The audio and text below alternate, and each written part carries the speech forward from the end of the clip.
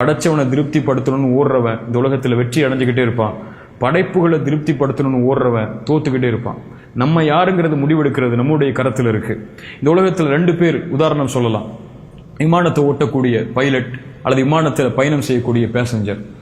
Pilot அவன் தான் தன்னுடைய இலக்கை முடிவு செய்யணும், அவன் தான் தன்னுடைய நோக்கத்தை முடிவு செய்யணும். பாதை சரினா யாரு சொன்னாலும் அதை அவன் கேட்கக்கூடாது. பேசஞ்சர் அவன் முடிவு செய்ய மாட்டான், அவனுடைய பாதையை இலக்கு அவன் முடிவு செய்ய மாட்டான். இன்னொருத்த முடிவு செய்வான், இன்னொருத்த சொல்லுவான், அதை கேட்டுக்கிட்டு பின்னாடியே போய்கிட்டே இருப்பான். இதுல யாரா வாழ போறோங்கிறது நம்ம தான் முடிவு செய்யணும்.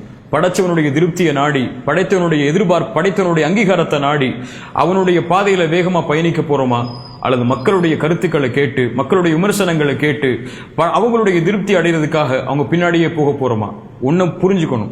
இறைவன் நம்மளை படைச்சிருக்கான், எல்லாத்தையும் நம்ம கொடுத்துருக்கான். நம்மளுடைய அங்கீகாரத்தை, நம்மளுடைய சந்தோஷத்தை, நம்மளுடைய மதிப்பை எல்லாத்தையும் நம்ம உடம்புக்குள்ளேயே வச்சு படைச்சிருக்கான். இதை வெளிப்படுத்துறதும் இதை மறைச்சு வைக்கிறதும் நம்மளுடைய கையில் இருக்கு. அவன் எல்லாத்தையும் கொடுத்துருக்கான். இனிமே எதை கேட்டாலும் கொடுக்க தான் போறான்.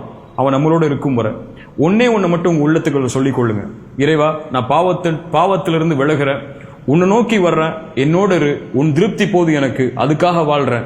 யார் இந்த உலகத்தில் என்னை பத்தி என்ன பேசினாலும் என்ன கருதினாலும் சரி, அதை பத்தி எனக்கு கவலை இல்லை. உன் திருப்தி இருந்தா போதும், நீ எல்லாரையும் திருப்தி அடைய செய்வேங்கிற எண்ணம் நம்முடைய உள்ளத்துல இருந்தா போதும்.